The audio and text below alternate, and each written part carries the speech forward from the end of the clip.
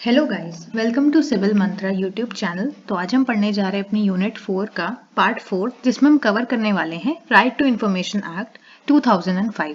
ठीक है, तो ये जो एक्ट है ये एक्ट बहुत ज़्यादा इंपॉर्टेंट एक्ट है और ये पेपर में बहुत ज़्यादा पूछा जाता है। तो इसको देखते हैं कि right to information act basically है क्या। इससे पहले इसको हम लोग एक टॉपिक है हमारे सिलेबस में जो है रेगुलेशन टू इन्फॉर्मेशन, या फिर जिसके हिसाब से एक एक्ट भी बना जो कि था राइट टू इन्फॉर्मेशन एक्ट। तो इसका इंट्रोडक्शन क्या है? So this law was passed by parliament. कौन सा law? Right to information act या फिर रेगुलेशन टू इन्फॉर्मेशन, जो हम लोग आरटीआई बोल रहे हैं। सो this law was passed bye the parliament on 15 जून 2005। तो ये जो मेरा लॉ था आरटीआई, वो कहाँ पर बेसिकली किसने पास किया था? वो मेरे पार्लियामेंट ने एज अ लॉ पास किया था। कब पास किया था? 15 जून 2005 में। और जब ये लॉ पास हुआ तो मैंने आप लोग को बताया था कि एक पहले हम लोग बिल पास करते हैं, फिर इवेंचुअली वो लॉ बनता है और उसके साथ साथ उसको टाइम लगता है पूरा अप्लाई होने में। तो 15 जून में ये जो लॉ था वो पास हुआ और 12 अक्टूबर 2005 में ये पूरी तरह फंक्शनल हो गया। ठीक है, सो एवरी डे, अब हर दिन क्या है, हर दिन कम से कम 4800 आरटीआई एप्लीकेशंस हमेशा फाइल होती हैं। तो 4800 आरटीआई एप्लीकेशन हर रोज डेली फाइल होती हैं। अब ये आरटीआई एप्लीकेशंस क्या हैं, ये हम लोग अभी आगे देखेंगे। So RTI right to information codifies a fundamental right of the citizen of India. अब क्योंकि ये राइट टू इन्फॉर्मेशन है, आरटीआई है, मतलब इन्फॉर्मेशन का हक। जैसे हमने फंडामेंटल राइट्स पढ़े थे तो उसमें मैंने बताया भी था कि ये जो राइट्स होते हैं ये सिटीजन्स ऑफ इंडिया के होते हैं। उसी तरह से जो राइट टू इन्फॉर्मेशन है वो भी मेरा एक फंडामेंटल राइट है मेरे इंडियन सिटीजन्स का। उसके बाद है RTI has proven to be very useful but is counteracted by the whistleblower protection act 2011। तो आरटीआई ऐसे तो बहुत यूजफुल एक्ट है, लेकिन उसको काउंटर एक्ट कर दिया गया था एक एक्ट ने जिसका नाम था विसल ब्लोअर्स प्रोटेक्शन एक्ट 2011। ठीक है, तो अभी तक मुझे लगता है आप लोग को समझ में आया होगा कि आरटीआई बेसिकली क्या है। आरटीआई एक राइट है बेसिकली इंडियन सिटीजन्स का। अब ये राइट क्या है वो हम लोग आगे देखेंगे। इस लॉ को पास किसने किया था? इस लॉ को पार्लियामेंट ने पास किया था 15 जून 2005 ने। और ये फंक्शनल कब हुआ? ये 12 अक्टूबर 2005 में फंक्शनल हो गया। ठीक है, फिर देखते हैं हमारा मेन टॉपिक जो है right to information RTI act 2005। तो इसके अंदर क्या क्या चीजें थी वो हम लोग देखते हैं। So the right to information act of 2005 enforces timely responses to citizens request for government information। Basically यहाँ पर क्या था कि राइट टू इन्फॉर्मेशन में क्या था कि जो भी सिटीजन्स थे वो रिक्वेस्ट करते थे कि गवर्नमेंट की जो भी प्रोसेस हैं, जो भी फंक्शंस हैं, उसमें क्वेश्चन करने का हक। मतलब बेसिकली गवर्नमेंट ने जो भी प्लान्स बनाए हैं, जो भी स्कीम्स बनाई हैं, जो भी इनिशिएटिव लिए हैं गवर्नमेंट के लेवल पे, उन चीज़ों को क्वेश्चन करना, उन चीज़ों को बेसिकली पता लगाना कि वो जो चीज़ें हैं वो हमारी रियल रेलिवेंट है कि नहीं, इसको हम लोग बोलते हैं राइट टू इन्फॉर्मेशन। बेसिकली इसको राइट टू इन्फॉर्मेशन क्यों कहते हैं? क्योंकि गवर्नमेंट की स्कीम्स के बारे में और इन्फॉर्मेशन जानना, उनके बारे में और पता लगाने का हक किसका है? इंडियन सिटीजन्स का है। इसीलिए इसको राइट टू इन्फॉर्मेशन कहते हैं, मतलब इन्फॉर्मेशन लेने का हक। उसके बाद है this act stand as a crucial empowerment tool for the ordinary citizen. और ये जो ऑर्डिनरी सिटीजन थे उनके लिए एक एम्पावरमेंट का टूल था, उनको एक पावर प्रोवाइड करता है, enabling them to question governmental process and function. तो जैसे मैंने बताया कि ये क्या है, ये एक बहुत इंपॉर्टेंट टूल है जो कि नॉर्मल सिटीजन्स को, ऑर्डिनरी सिटीजन्स को एक पावर प्रोवाइड करता है ताकि वो जो गवर्नमेंट के प्रोसेस हैं, जो भी फंक्शंस हैं, जो भी स्कीम है, उनको क्वेश्चन कर सके, उनके बारे में और इन्फॉर्मेशन ले सके। It has been extensively utilized by citizens and media alike to uncover instances of corruption, track progress in government initiatives, and access information regarding expenditures among other aspects। तो बेसिकली इस एक्ट से क्या था, जो citizens थे उनको ये act किस तरह से यूटिलाइज कर रहा था? उनको ये एक्ट इस तरह से यूटिलाइज कर रहा था कि ये जो सिटीजन्स थे, अब ये गवर्नमेंट की पॉलिसीज और उनके प्रोसेस को क्वेश्चन जब करेंगे तो उस केस में जो करप्शन के चांस हैं वो कम हो जाते हैं। उसके साथ साथ जो गवर्नमेंट अपने जो भी प्रोसेस ला रही है, जो भी इनिशिएटिव ले रही है, जो भी स्कीम ला रही है, उसका प्रोग्रेस क्या चल रहा है, किस तरह से वो लोगों को बेनिफिट करेगा, वो सब चीज़ें यहाँ पर कवर हो जाती हैं। उसी के साथ साथ गवर्नमेंट ने कहाँ कहाँ चीज़ एक्सपेंड करी, कहाँ पर स्पेंड की चीज़ें, वो सारी चीज़ों का भी इंफॉर्मेशन की जो एक्सेस है वो मेरे नॉर्मल सिटीजन्स को मिल जाती है। फिर है under the purview of this act fall all constitutional authorities, government agencies as well as organisations substantially financed or controlled by the government. तो इस एक्ट के अंदर सारे कॉन्स्टिट्यूशन के अथॉरिटीज आ गई, गवर्नमेंट एजेंसीज पे भी आप क्वेश्चन कर सकते हो, साथ ही साथ जो ऐसी जो ऑर्गेनाइजेशंस हैं जिनको गवर्नमेंट कंट्रोल करते हैं वहां पे भी आप क्या कर सकते हो, इनको हम क्वेश्चन कर सकते हैं, वहां से उनकी स्कीम्स और उनके प्रोसेस की जानकारी आप लोग ले सकते हो। ठीक है, तो ये था मेरा राइट टू इंफॉर्मेशन एक्ट। फिर है मेरा furthermore the act mandates that public authorities at both the union and the state government level must promptly respond to citizen request for information।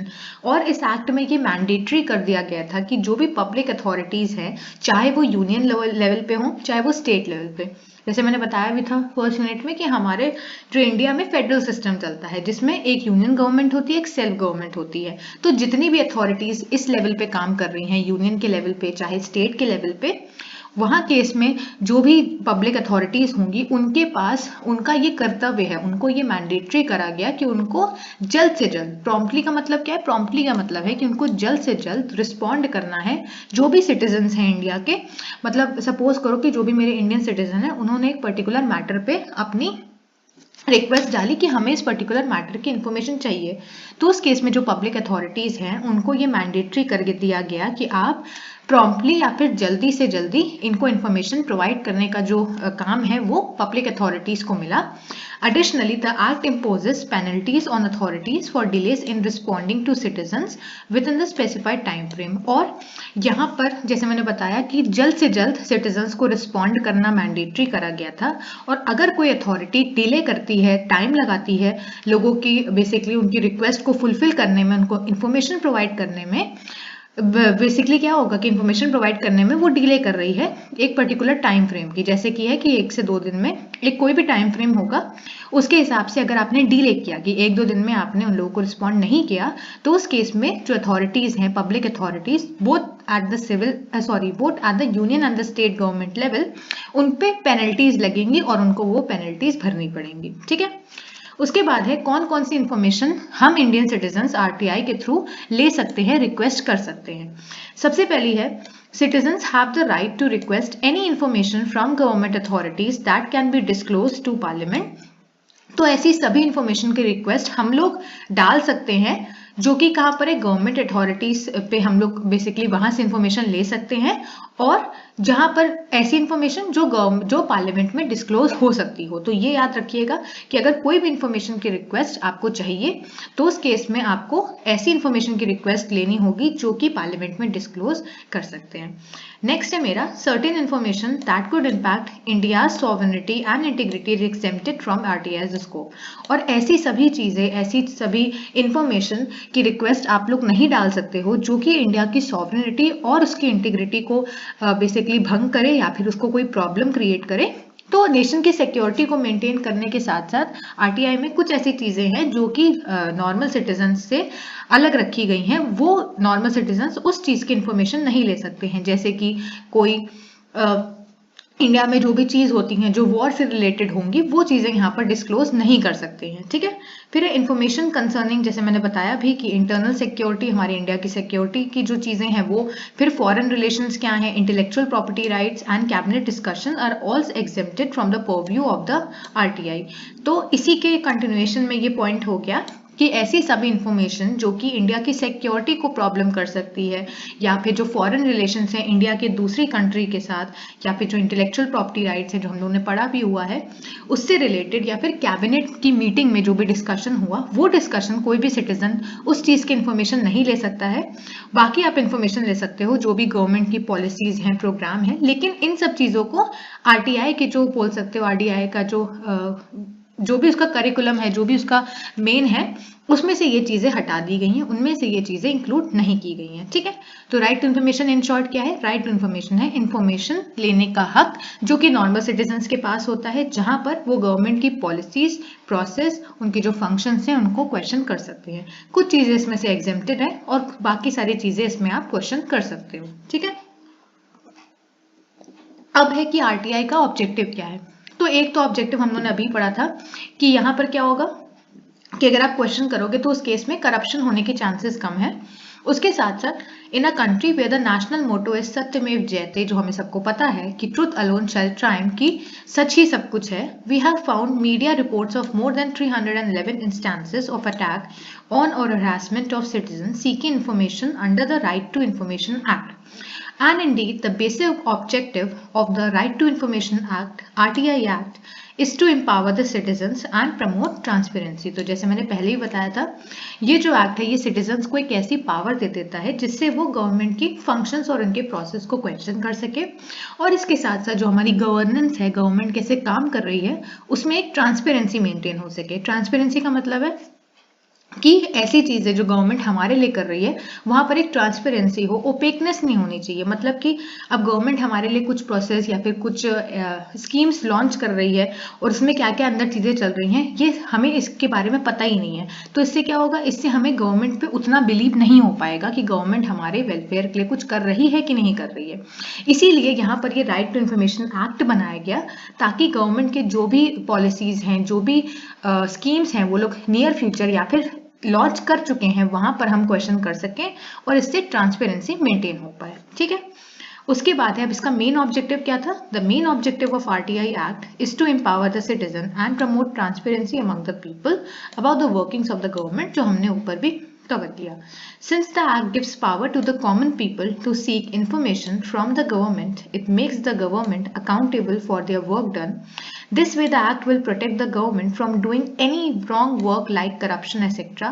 तो जैसे मैंने बताया भी कि ये जो एक्ट है ये कॉमन पीपल को, नॉर्मल सिटीजन्स को वो पावर देता है कि वो गवर्नमेंट के जो पॉलिसीज हैं, जो भी चीजें हैं, वो उसको क्वेश्चन कर सके। अब इससे क्या होगा, अगर आपके वर्क को कोई अपोज करने वाला होगा या फिर उसको क्वेश्चन करने वाला होगा तो उस केस में आप 100 बार सोचोगे कोई भी गलत काम करने से पहले। ठीक है, तो वही चीज इस केस में भी है कि गवर्नमेंट जो भी है वो करप्शन जैसा कोई गलत काम करने से पहले 100 बार सोचेगी, क्योंकि उसको पता होगा कि जो नॉर्मल सिटीजन्स हैं उनके पास ये राइट है, उनके पास ये पावर है कि वो उनकी स्कीम्स, उनके इस अगर उन्होंने करप्शन किया है तो उस चीज को जो भी नॉर्मल पीपल है वो क्वेश्चन करेंगे।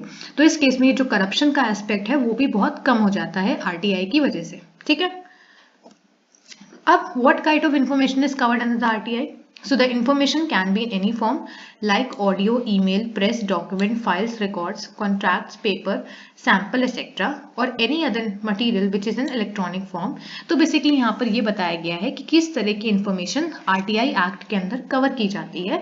तो इंफॉर्मेशन जो है वो किसी भी फॉर्म में हो सकती है, या तो वो कोई ऑडियो इन्फॉर्मेशन होगी, ईमेल के थ्रू इन्फॉर्मेशन हो सकती है, कोई डॉक्यूमेंट हो सकता है, कोई फाइल हो सकती है, किसी भी चीज का रिकॉर्ड हो सकता है, या फिर जो इन्फॉर्मेशन है वो एज अ कॉन्ट्रैक्ट फॉर्म में होगी, किसी पेपर के फॉर्म में हो सकती है, या फिर और भी बहुत सारे तरीके में हो सकती है।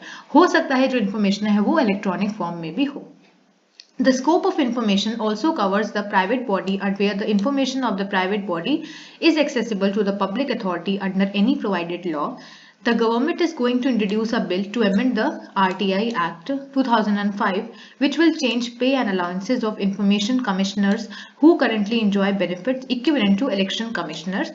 The move has been criticized by activists who said it will affect independence and neutrality of the transparency panel.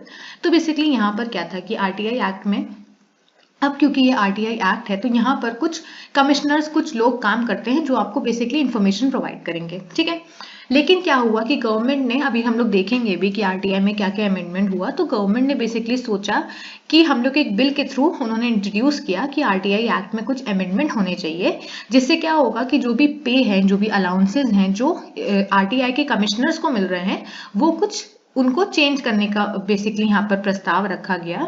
और वो जो उनकी जो पे थी वो किसके इक्विवेलेंट थी, वो इलेक्शन कमिश्नर्स के इक्विवेलेंट थी। तो बेसिकली इनके पे या फिर इनकी अलाउंसेस में चेंज करने के लिए ये अमेंडमेंट को इंट्रोड्यूस किया गया।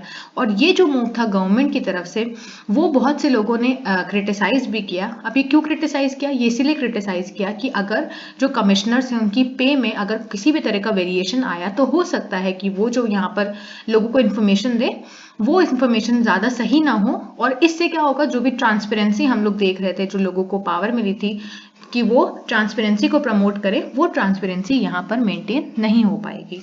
ठीक है, आगे वीडियो से बढ़ने से पहले मैं आप लोग को बताना चाहती हूँ कि आप हमारे चैनल को सब्सक्राइब करें ताकि आपको ऐसी और भी वीडियोस मिले। हमारे अगर आप चैनल को अच्छा लग रहा है, अगर आपको ये पर्टिकुलर चैनल हेल्प कर रहा है आपकी जर्नी में, आपके बीटेक में, तो प्लीज़ आप हमारे चैनल को सब्सक्राइब करें, लाइक करें और वीडियो को शेयर करें अपने दोस्तों के साथ ताकि उनको भी हेल्प मिले। अगर आप हमारे चैनल को और ग्रो करवाएंगे, हमारी वीडियोज़ को लाइक करेंगे, तो ये मुझे मोटिवेशन की तरह हेल्प करेगा और मैं ऐसे ही वीडियोस और लाऊंगी ताकि आप लोग का जो पेपर है बीटेक का वो इजीली हो पाए, आप उसको अच्छे नंबर से स्कोर कर पाए। तो हमारे चैनल को ज़रूर सब्सक्राइब करें, ठीक है। इसके साथ साथ एक और चीज़, हमारे सिविल मंत्रा के चैनल पे एक नया ज्वाइन बटन भी इंक्लूड हुआ है जिसके बहुत सारे फीचर्स हैं, बहुत सारी आपको एडवांटेज मिलेंगी। तो हमारे चैनल में जब आप जाओगे, कोई भी वीडियो खोलोगे तो आपको चैनल के नाम के साइड में एक ज्वाइन बटन दिखेगा, तो उस ज्वाइन बटन को आपको क्लिक करना है। अगर आप हमारे चैनल को ज्वाइन करते हो तो उससे आपको बहुत सारी चीज़ों की एडवांटेज मिलेगी, जैसे कि आपको कंसेप्चुअल वीडियोस मिलेंगे डिटेल में, जो कि आपके सेमेस्टर पॉइंट ऑफ व्यू से बहुत इंपॉर्टेंट होंगे। आप उन वीडियोस को पढ़ के अपना सेमेस्टर ईजिली क्रैक कर सकते हो अच्छे मार्क्स के साथ। सारे सेमेस्टर के आपको वीडियो मिलेंगे एक स्ट्रक्चर्ड वे में। पीवाईक्यू क्वेश्चंस हम लोग सॉल्व करवाएंगे और आप लोग को पता है कि किसी भी यूनिवर्सिटी के अंदर, बीटेक के अंदर, एकेटीयू के अंदर जो पीवाईक्यू क्वेश्चंस हैं उनकी कितनी इंपॉर्टेंस होती है, तो वो क्वेश्चंस हम लोग सॉल्व करवाएंगे। इसके साथ साथ आपको प्रीमियम वीडियोस, जो वीडियोस यहाँ पर प्राइवेट हैं उसका एक्सेस मिलेगा और आपका वीकली इंटरेक्शन होगा हमारे एक्सपर्ट्स के साथ लाइव वीडियो में, और आपको हमारे टेलीग्राम चैनल की एक्सेस और व्हाट्सएप ग्रुप की भी एक्सेस मिलेगी जहां पर आप जब चाहो अपने डाउट्स पूछ सकते हो, ठीक है। तो ये हमारे ज्वाइन का ऑप्शन था, आप चाहो तो आप इसको ज्वाइन कर सकते हो, आपको इसमें बहुत सारी एडवांटेज मिलेगी, ठीक। वही चीज़ है कि पहले हमने देखा कि एक्ट बनाया क्यों गया है, अब इसको ऑब्जेक्टिव पॉइंट्स वाइज भी देख लो। वही चीज़ जो हमने पढ़ी कि सिटीजन्स को वो पावर मिल सके जिससे वो गवर्नमेंट की चीज़ों को क्वेश्चन कर सके। इससे क्या होगा, करप्शन जैसी चीज़ जो है वो क्या होगी, वो खत्म हो जाएगी। उसके बाद है to promote transparency and accountability. तो ट्रांसपेरेंसी तो हमने देख लिया कि गवर्नमेंट की जो भी पॉलिसीज़ हैं, जो भी फंक्शंस हैं, जो भी स्कीम्स हैं, उसके बारे में हम लोग को पता होगा और इससे एक ट्रांसपेरेंसी मेंटेन होगी। साथ ही साथ जो गवर्नमेंट है वो अकाउंटेबिलिटी भी करेगी, मतलब जो गवर्नमेंट है वो अकाउंटेबल होगी। और वैसे जैसे मैंने बताया भी कि अगर उसको करप्शन सोच भी रही होगी वो करप्शन करने का, तो वो 100 बार सोचेगी क्योंकि वो अकाउंटेबल है लोगों के क्वेश्चंस का आंसर देने के लिए। उसके बाद है टू कंटेन करप्शन, तो करप्शन भी कम होगा। साथ ही साथ to enhance people participation in democratic process. तो अब since India is a democratic country, तो यहाँ पर पीपल का जो पार्टिसिपेशन है गवर्नमेंट की पॉलिसीज में, उनके प्रोग्राम्स में, वो भी यहाँ पर इनहांस हो जाएगा, ठीक। अब इसको अडॉप्ट करने की रीजंस क्या थे। So the factor responsible for adoption of information act are as follows. जैसे कि करप्शन और स्कैंडल्स हैं, इनको कम करना, तो सबसे पहला रीजन तो यही था कि जो भी करप्शन है, जो भी स्कैंडल्स चल रहे हैं गवर्नमेंट के लेवल पे, उन सबको कम करने के लिए आरटीआई एक्ट को इंट्रोड्यूस किया था। उसके बाद है इंटरनल प्रेशर एंड एक्टिविज्म, तो ये भी एक रीजन था। फॉर नेक्स्ट है मेरा मॉडर्नाइजेशन एंड इंफॉर्मेशन सोसाइटी। तो बेसिकली मॉडर्न जो है, जो भी मॉडर्नाइजेशन है उसको प्रमोट करना, साथ ही साथ जो इंफॉर्मेशन सोसाइटी है उसको बेसिकली प्रमोट करने का जो रीजन था वही ये था कि हमें इंफॉर्मेशन एक्ट को अडॉप्ट करना चाहिए, ठीक है। उसके बाद है इसके फीचर्स ऑफ द एक्ट। तो ये ज़्यादा इंपॉर्टेंट नहीं है, मेन पूछा जाता है कि ये एक्ट के अंदर क्या है, लेकिन सिंस यहाँ पर ये कोर्स के अंदर है तो मैं बता देती हूँ। फीचर्स ऑफ द एक्ट में इसके सेक्शन 1 में क्लॉज 2 के अंदर लिखा हुआ है कि it extends to the whole of India except the state of Jammu and Kashmir. तो बेसिकली जो राइट टू इंफॉर्मेशन एक्ट था उसमें बहुत सारे फीचर्स थे, इंपॉर्टेंट फीचर्स यहाँ पर मैंने लिखे हुए हैं। तो इस एक्ट के सेक्शन 1 में क्लॉज 2 जो था उसमें ये लिखा हुआ था कि ये जो एक्ट है ये पूरे इंडिया पे एप्लीकेबल है, मतलब कहीं पर भी रहे, अगर आप हो इंडियन सिटीजन हो तो उस केस में आप गवर्नमेंट की पॉलिसीज को क्वेश्चन कर सकते हो, वहां पर ट्रांसपेरेंसी आप प्रमोट कर सकते हो। लेकिन ये कहाँ पर नहीं लगता है, ये मेरे state of Jammu and Kashmir जो है वहां पर ये एक्ट नहीं लगता है, ठीक है। तो ये याद रखता है कि जम्मू एंड कश्मीर में ये एक्ट नहीं लागू होता है। नेक्स्ट है मेरा सेक्शन 2 जो था जिसका F है, उसमें क्या है, information means any material in any form including records, documents, memos, email, opinions, advices, press releases, circulars, orders, log books, contracts, report, sample, models, data material held in any electronic form and information relating to any private body which can be accessed by a public authority under other law for the time being in force. तो basically यहाँ पर क्या बताया गया था, जैसे मैंने पीछे ही बताया था कि इन्फॉर्मेशन किस फॉर्म में होगी, इन्फॉर्मेशन किसी भी फॉर्म में हो सकती है, हो सकता है वो ऑडियो के फॉर्म में हो, डॉक्यूमेंट के फॉर्म में हो, फाइल के फॉर्म में हो। अब यहाँ पर और चीजें मेंशन है कि कैसे कैसे मेरी इन्फॉर्मेशन हो सकती है, रिकॉर्ड के फॉर्म में हो सकती है, डॉक्यूमेंट के फॉर्म में हो सकती है, ईमेल के फॉर्म में हो सकती है। तो वो सारी चीजें मेरी सेक्शन 2F में मेंशन थी।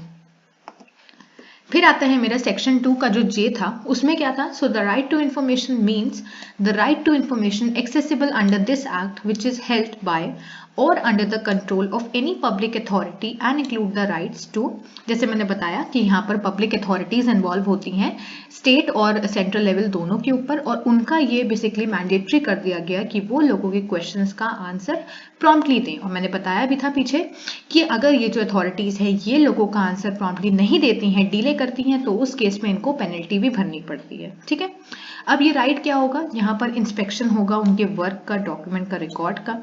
फिर टेकिंग नोट्स, एक्सट्रैक्ट्स और सर्टिफाइड कॉपीज ऑफ डॉक्यूमेंट और रिकॉर्ड। फिर ये सब मैं बता रही हूँ कि ये सब राइट्स क्या है उसमें, राइट टू इन्फॉर्मेशन एक्ट में। फिर है taking certified samples of material. फिर है obtaining information in the form of diskettes, floppies, tapes, video cassettes or any other electronic mode or through printouts where such information is stored in a computer or in any other device. तो basically यहाँ पर लिखा गया है कि आपके पास right to information act के अंदर क्या क्या राइट है। सबसे पहले आप जो गवर्नमेंट का वर्क है उसको इंस्पेक्ट कर सकते हो, उनका नोट ले सकते हो, उस मटेरियल के एक सर्टिफाइड सैंपल ले सकते हो। साथ ही साथ आपको ये जो इन्फॉर्मेशन है जो ये पब्लिक अथॉरिटीज देंगे वो किस फॉर्म में देंगे, अब मैंने पीछे ही बताया था कि वो बहुत सारे फॉर्म में हो सकता है, या तो वो किसी डॉक्यूमेंट के फॉर्म में होगा, फाइल के फॉर्म में होगा, रिकॉर्ड के फॉर्म में होगा, उसके साथ साथ वो फ्लॉपी जो आती थी पहले चलती थी फ्लॉपी डिस्क, उसके फॉर्म में हो सकता है, टेप्स के थ्रू आप ले सकते हो इन्फॉर्मेशन, साथ ही साथ आप कैसेट्स के फॉर्म में ले सकते हो। और अगर वो जो इन्फॉर्मेशन है सपोज करो कर वो कंप्यूटर के अंदर सेव है तो वो इन्फॉर्मेशन आप थ्रू प्रिंट आउट भी ले सकते हो। ठीक है, तो यहाँ पर बेसिकली तरीका बताया गया है कि किस किस तरह से आपको इन्फॉर्मेशन मिल सकती है। अब है मेरा कि व्हाट इज पब्लिक अथॉरिटी। इतनी देर से हम लोग बोल रहे हैं पब्लिक अथॉरिटी है, तो पब्लिक अथॉरिटी को ये मैंडेटरी करा गया है कि उनको ये सवाल का जवाब देना ही पड़ेगा लोगों का, अगर नहीं देते हैं तो उस केस में पेनल्टी मिलेगी। तो ये पब्लिक अथॉरिटी क्या है तो देखते हैं। So public authority means any authority और बॉडी और institution of self government established और कॉन्स्टिट्यूटेड। मतलब पब्लिक अथॉरिटी का मतलब है कोई ऐसी अथॉरिटी या फिर उस इंस्टीट्यूशन या फिर कोई ऐसा इंस्टीट्यूशन या फिर उस इंस्टीट्यूशन की बॉडी, मतलब ऐसी कोई अथॉरिटी जो कि सेल्फ गवर्नमेंट में स्टैब्लिश हुई है और उसके अंदर क्या है, by or under the constitution, by any other law made by the parliament या state legislature, by notification issued or order made by appropriate government. तो बेसिकली पब्लिक अथॉरिटी क्या है, एक ऐसी अथॉरिटी, एक ऐसी इंस्टीट्यूशन जो कि सेल्फ गवर्नमेंट ने एस्टैब्लिश की है। अब एस्टैब्लिश करी है तो किसके अंडर है, अब ये जो मेरी पब्लिक अथॉरिटी होगी ये कॉन्स्टिट्यूशन के अंदर हो सकती है, या फिर ये कोई ऐसे लॉ के थ्रू आई है जो पार्लियामेंट में है, या फिर ये किसी नोटिफिकेशन के थ्रू आई है। अब इस नोटिफिकेशन के अंदर क्या होगा, एक ऐसी बॉडी जो ओन, कंट्रोल और सब्सटैंशियली फाइनेंस्ड है, मतलब उसने खुद से ही खुद को फाइनेंस किया है, मतलब गवर्नमेंट के थ्रू फाइनेंस हुई है, या फिर कोई ऐसी ऑर्गेनाइजेशन जो नॉन गवर्नमेंट ऑर्गेनाइजेशन है, सब्सटैंशियली फाइनेंस डायरेक्टली और indirectly bye funds provided by the appropriate government. तो यहाँ पर क्या है, इन्होंने खुद से खुद अपने को फाइनेंस किया है, कोई ऐसी बॉडी जिसने खुद से फाइनेंस किया है खुद को। लेकिन जो सेकंड वाली कैटेगरी है वो नॉन गवर्नमेंट ऑर्गेनाइजेशन तो हैं, लेकिन यहाँ इनका जो फाइनेंस का सिस्टम है वो डायरेक्टली या फिर इनडायरेक्टली जो गवर्नमेंट के फंड्स होते हैं उस पे लेता है, मतलब ये गवर्नमेंट फंड्स के थ्रू अपने को फाइनेंस करती हैं। ठीक है, तो पब्लिक अथॉरिटी क्या है, एक ऐसी अथॉरिटी, एक ऐसी इंस्टीट्यूशन जो कि सेल्फ गवर्नमेंट ने स्टैब्लिश की है, और वो किसके अंदर आती है, वो कॉन्स्टिट्यूशन के अंदर आ सकती है, पार्लियामेंट के अंदर आ सकती है, या फिर इन सारे नोटिफिकेशन के अंदर आ सकती है। ठीक है, फिर है section 4 of the RTI act requires Sua Motu disclosure of information by each public authority. जो मैंने बताया भी था अभी, सुआ मोटू डिस्क्लोजर ऑफ इन्फॉर्मेशन क्या है, बेसिकली ये एक फ्रेज है जिसका मतलब है कि आपको जल्दी से जल्दी लोगों को इन्फॉर्मेशन को डिस्क्लोज करना चाहिए, जो मैंने पीछे ही बताया था वही चीज है यहाँ पर। However, such disclosure have remained less than satisfactory. Section 8(1) mentions exemptions against furnishing information under RTI Act. अब बेसिकली यहाँ पर ये बताया गया कि अलग अलग सेक्शंस में क्या क्या चीजें मेंशन है। Section 8(2) provides for disclosure of information exempted under official secrets. तो यहाँ पर बेसिकली इस सेक्शन के अंदर बताया गया है कि कौन सी इंफॉर्मेशन लोगों से एग्जेम्प्ट करके रखी गई है if large public interest is served. उसके बाद है this act also provides for appointment of information commissioner, जो मैंने पीछे बताया था कि इस एक्ट में इंफॉर्मेशन कमिश्नर्स अपॉइंट करे जाते हैं। और बेसिकली जो आरटीआई एक्ट में अमेंडमेंट था वो बेसिकली अमेंडमेंट इसीलिए किया गया था ताकि जो इंफॉर्मेशन कमिश्नर्स हैं उनकी जो पे है, उनकी जो अलाउंसेस हैं वहां पर चेंज कर सके। Public authorities have designated some of its officers as public information officers.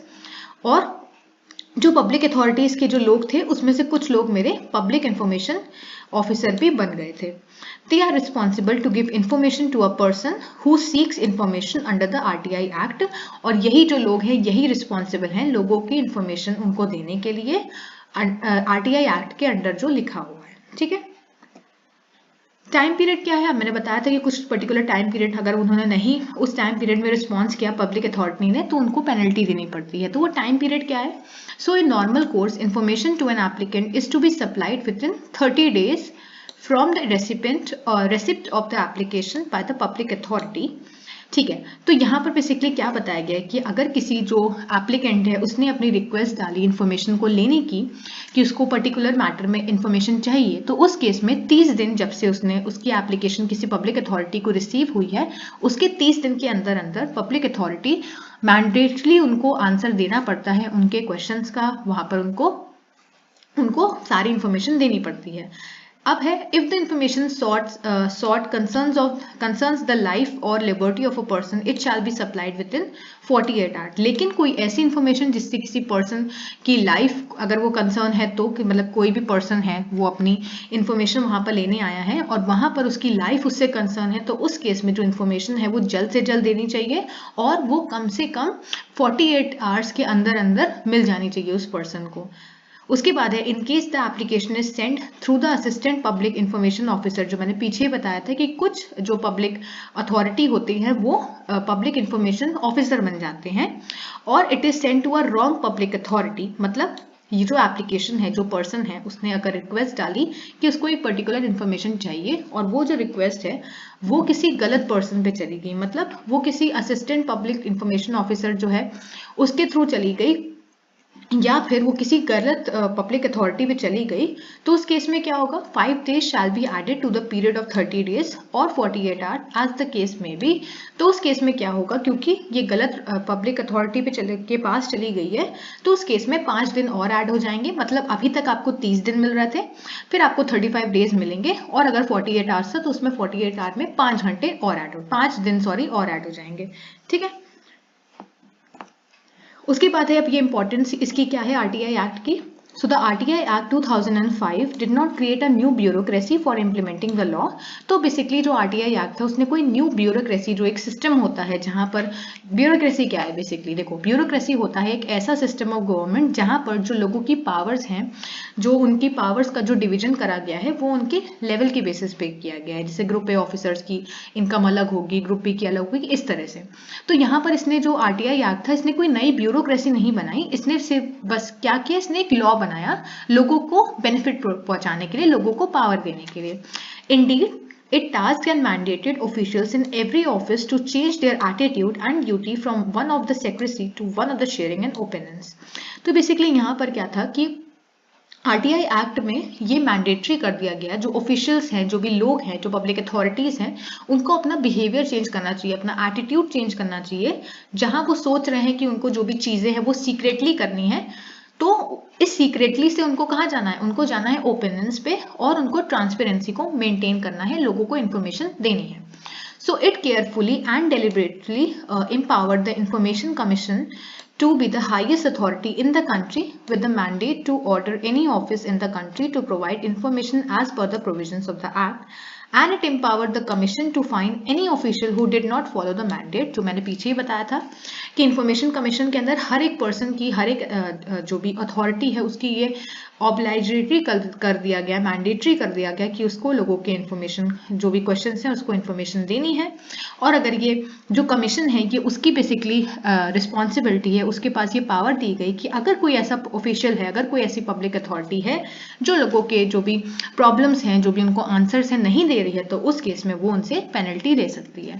फिर है right to information has been seek as the key to strengthening participatory democracy and ushering in people centred governance. तो यहाँ पर जैसे मैंने बताया था कि पीपल का पार्टिसिपेशन बढ़ेगा एक डेमोक्रेटिक सोसाइटी की तरफ, और एक सेंटर्ड गवर्नेंस भी यहाँ पर क्रिएट होगी। Access to information can empower the poor and weaker section. तो वही चीज़ है कि अगर इन्फॉर्मेशन सबको एक्सेस कर दी गई तो ये पावर प्रोवाइड करेगी पुअर सेक्शन को भी, सोसाइटी के वीकर सेक्शन को भी और नॉर्मल पीपल को भी, and get information about public policies and actions thereby leading to their welfare. और इससे क्या होगा, इससे उनका वेलफेयर होगा। It showed an early promise by exposing wrongdoings at high places such as in the organization of Commonwealth Games and the allocation of 2G spectrum and coal block। तो इससे क्या होगा, जो भी रॉन्ग डूइंग्स हैं वहां पर क्या होगा, उनको एक्सपोज करेगी। जैसे कि यहाँ पर एग्जांपल लिया गया है कॉमनवेल्थ का, अगर वहां पर कोई चीज होगी तो उस केस में इन रॉन्ग डूइंग को एक्सपोज करेगी, तो कॉमनवेल्थ गेम्स में हो सकता है, या फिर 2G स्पेक्ट्रम का एलोकेशन, या फिर कोल ब्लॉक्स, या फिर बहुत सारी ऐसे एग्जांपल्स हो सकते हैं।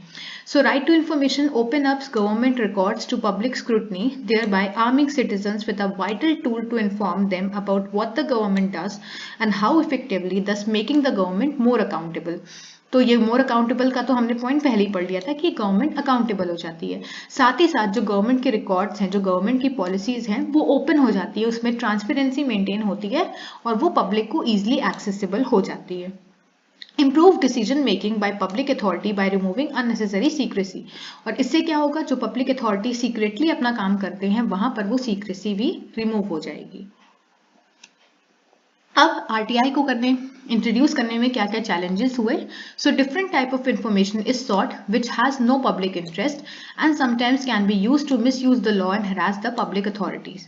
तो बेसिकली यहाँ पर क्या था कि जो इन्फॉर्मेशन जो भी चाहिए होती थी, हो सकता है कि कुछ इन्फॉर्मेशन उसमें से ऐसी हो जो पब्लिक इंटरेस्ट, जहां पर पब्लिक नॉर्मल पीपल का इंटरेस्ट ना हो, और बहुत से ऐसे केस होते थे जहां पर पब्लिक अथॉरिटीज को हैरास भी किया जाता था।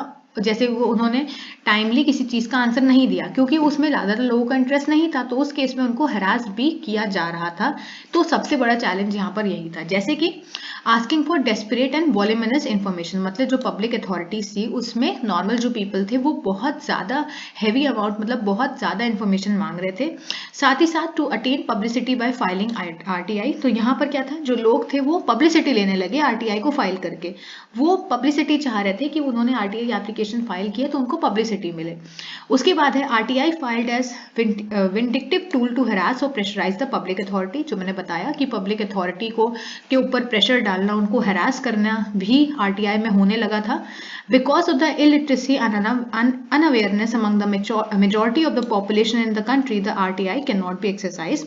और क्योंकि majority of the Indian citizens को पता ही नहीं था, क्योंकि वो इलिटरेट थे, साथ ही साथ वो अनअवेयर थे आरटीआई के बारे में, तो आरटीआई ज्यादातर लोगों ने यूज ही नहीं किया। आ कौन से रहते आरटीआई में लोग, आरटीआई में वो लोग आ रहे थे जो पब्लिक अथॉरिटीज को सिर्फ उन पे प्रेशर डाल रहे थे, उनको हरास कर रहे थे। Though RTI aim is not to create a grievance redressal mechanism, the Information Commission often spur the public authorities to redress grievances। लेकिन जो Information Commission थे वो हमेशा public authorities को ये force करते थे कि आप लोगों के grievances को भी address करो, लेकिन RTI का काम वो नहीं है। जैसे ट्राइब्यूनल है, बाकी सारी चीजें हैं, उनका काम वहां पर पब्लिक के जो भी ग्रीवेंसेस हैं उनको एड्रेस करना है, लेकिन आरटीआई का काम ये नहीं है। आरटीआई का काम क्या है वो आपको पता है, ठीक है। तो वो चीज यहाँ पर भी दिक्कत पहुंचाने लगी, तो ये भी एक चैलेंज था आरटीआई के अंदर। फिर आता है रीसेंट अमेंडमेंट, जो मैंने पीछे बताया भी था कि इसमें अमेंडमेंट भी हुए थे। So the RTI amendment bill 2013, सो 2013 के अंदर इसका सबसे पहला अमेंडमेंट हुआ। removes political parties from the ambit of the definition of public authorities and hence from the purview of RTI Act। तो बेसिकली जो पब्लिक अथॉरिटीज जो मैंने बताई पीछे कि जिसके अंदर बहुत से लोग आ रहे थे, उसमें से जो पॉलिटिकल पार्टीज थी उनको रिमूव कर दिया गया फिर 2013 के अमेंडमेंट बिल में।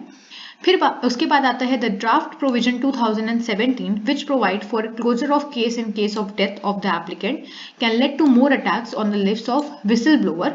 The proposed RTI amendment act 2018, जो प्रपोज्ड एक्ट आया 2018 में, is aimed at giving the centre the power to fix the tenures and the salaries of the state and Central Information Commissioner, which are statutorily protected under the RTI Act.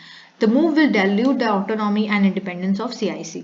तो basically यहाँ पर क्या था, यहाँ पर ये बताया गया कि जो 2018 का RTI में अमेंडमेंट हुआ, जैसे मैंने पीछे ही बताया था कि गवर्नमेंट ने इंट्रोड्यूस किया था पहले भी, कि वो क्या करेंगे, वो जो इन्फॉर्मेशन कमिश्नर्स हैं उनकी जो पे है उसमें वेरिएशन करेंगे, उसमें चेंज करेंगे। तो यहाँ पर वही हुआ कि यहाँ पर क्या हुआ कि सेंटर को पूरी पावर मिल गई, पूरी उनको पावर दे दी गई कि आप जो भी टेन्योर्स है, जो भी सैलरीज है मेरे इन्फॉर्मेशन कमिश्नर्स की, स्टेट और सेंट्रल लेवल दोनों पे, आप उनकी सैलरी को फिक्स कर दो। अब इससे क्या हुआ, उनकी सैलरी को फिक्स करने की वजह से जो ऑटोनॉमी है और जो इंडिपेंडेंस है वो यहाँ पर खत्म हो गई। The act proposes to replace the fixed 5-year tenure to as much prescribed by the government. तो यहाँ पर जो 5 साल का टेन्योर था उसको भी रिप्लेस कर दिया गया इस अमेंडमेंट के थ्रू। अब इसमें कुछ और भी इश्यूज थे। क्या इश्यूज थे? So information commissioners do not have adequate authority to enforce the RTI act. तो जो इन्फॉर्मेशन कमिश्नर्स थे उनके पास ये पावर ही नहीं दी गई, उनके पास ये अथॉरिटी ही नहीं दी गई कि वो आरटीआई एक्ट को इन्फोर्स करवा सके, लागू करवा सके। साथ ही साथ in case of award of compensation to activist by public authority as ordered by commission, compliance यहाँ पर सिक्योर नहीं की जा रही थी। पुअर रिकॉर्ड कीपिंग प्रैक्टिसेस, तो यहाँ पर रिकॉर्ड भी सही से नहीं रखा जा रहा था इन्फॉर्मेशन का। Lack of adequate infrastructure and staff for running information commissions.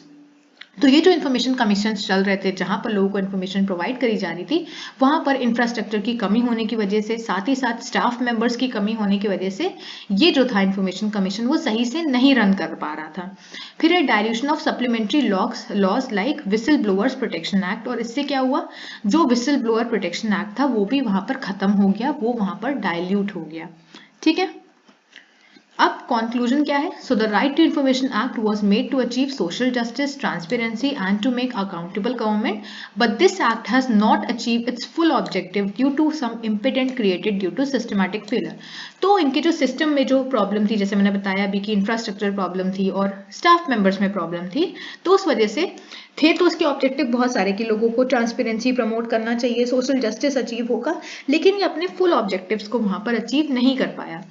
As observed by the Delhi High Court, that misuse of RTI Act has to be appropriately dealt with, otherwise the public would lose faith and confidence in the Sunshine Act. अब ये act तो बहुत अच्छा था, तो इसको sunshine act भी बोलते हैं, लेकिन दिल्ली हाई कोर्ट ने ये ऑब्जर्व किया कि जो RTI एक्ट का बेसिकली मिसयूज हो रहा है, जैसे मैंने बताया भी कि पब्लिक अथॉरिटीज को मिसयूज या फिर उनको एक्सप्लॉइट करने के लिए ये यूज हो रहा था, तो वहां पर क्या होता है, उनको प्रेशर प्रोवाइड किया जा रहा था, तो इसका यूज करने के बजाय लोग इसका मिस यूज करने लगे। So it is well recognise that right to information is necessary but not sufficient. ये राइट टू इन्फॉर्मेशन, जो इन्फॉर्मेशन का हक है वो नेसेसरी तो है, लेकिन वो सफिशिएंट नहीं था। To improve the governance, a lot more needs to be done to usher in accountability in governance, including protection of whistleblowers, decentralization of power, and fusion of authority with accountability at all level. तो इन सब चीज़ों से ये observe किया गया कि सिर्फ information का हक ही काफ़ी नहीं है, और भी बहुत सारी चीज़ें इम्प्रूव की जा सकती हैं जिससे गवर्नेंस इम्प्रूव हो। तो यहाँ पर ये देखा गया कि सिर्फ आरटीआई से ही आप ये काम नहीं कर सकते हो। So this law provides us a priceless opportunity to redesign the processes of governance, particularly at the grassroots level where the citizen interface is maximum. तो इस लॉ से हमें एक प्राइसलेस अपॉर्चुनिटी मिली कि जो भी मेरे गवर्नमेंट के जो भी प्रोसेस हैं उनको हम दोबारा से रीडिजाइन करें, उनको उस चीज़ में क्वेश्चन करें। लेकिन ये याद रखना कि राइट टू इन्फॉर्मेशन नेसेसरी है, लेकिन सफिशिएंट नहीं है लोगों को बेसिकली गवर्नेंस को इम्प्रूव करने के लिए। ठीक है, इसी तरह से मेरा राइट टू इन्फॉर्मेशन एक्ट खत्म होता है। आई होप आप लोग को समझ में आया होगा। अब इसमें मुझे लगता है कि राइट टू इन्फॉर्मेशन एक्ट में इसके मेन जो इश्यूज हैं वो इंपॉर्टेंट हैं, इसको क्यों बनाया गया, इसका ऑब्जेक्टिव क्या था, वो इंपॉर्टेंट है। अमेंडमेंट इतना ज़्यादा इंपॉर्टेंट नहीं है, लेकिन हाँ इसके जो इश्यूज हैं और इसमें क्यों ये एक्ट बनाया गया, इसका ऑब्जेक्टिव क्या था, वो इंपॉर्टेंट है। तो ये आप लोग पेपर में अच्छे से पढ़ के जाइएगा। आई होप आप लोग को वीडियो अच्छा लगा होगा। अगर वीडियो अच्छा लगा है तो वीडियो को लाइक करें, शेयर करें और चैनल को सब्सक्राइब करें। Thank you.